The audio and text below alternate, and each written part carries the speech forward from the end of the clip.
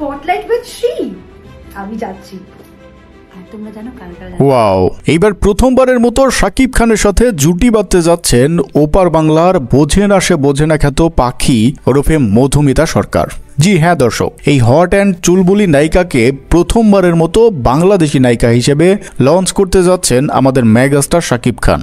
যে সংবাদটি নিয়ে সরগরম এপার বাংলা ও ওপার বাংলা। এত বিখ্যাত নায়িকা থাকতে মধুমিতাই কেন, এমন অনেক প্রশ্ন করেছেন নেটিজেনেরা। তবে শাকিব খানের নতুন cinema once upon A time in Dhaka সিনেমায় মধুমিতার মতোই একজন নায়িকার দরকার বলে জানিয়েছেন পরিচালক আবু হায়াত। তবে শাকিব খানের হাত ধরে সুপারহিট হয়েছে ওপার বাংলার মিমি চক্রবর্তী এবং ইথিকা পাল, সেই সাথে শুভশ্রীও। তবে এইবার সিনেমা ইন্ডাস্ট্রিতে শাকিব খানের হাত ধরেই হিট হতে চলেছেন মধুমিতা। সকলেই শাকিব খানের সাথে মধুমিতাকে দেখতে অনেক বেশি আগ্রহী হয়ে আছে। ইথিকার পর মধুমিতার সাথে কতটুকু জমে উঠতে পারে শাকিব খানের কেমিস্ট্রি, তা নিয়ে অপেক্ষায় আছে সকল দর্শক। তো দর্শক, আপনাদের কি মনে হয়, মধুমিতা কি পারবে শাকিব খানের আরেক প্রিয়তমা হতে? অবশ্যই কমেন্টে জানাতে ভুলবেন না। আর চ্যানেলে নতুন হলে সাবস্ক্রাইব অবশ্যই করবেন।